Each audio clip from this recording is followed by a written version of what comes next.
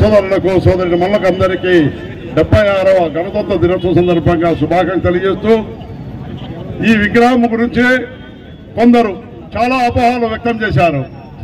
అన్న నాకు ఫోన్ చేసి ఎవరో రాత్రి విగ్రహం పెరిగారు ఏంటి పరిస్థితి అని ఎంతో మంది నాకు మన దళిత సోదరులందరూ ఫోన్ చేస్తే, అయ్యా సుధాకర్ రావు గారు ఈ విగ్రహం మీద చాలా శ్రద్ధ తీసుకున్నారు, అలాంటి అపోహలు నమ్మొద్దు.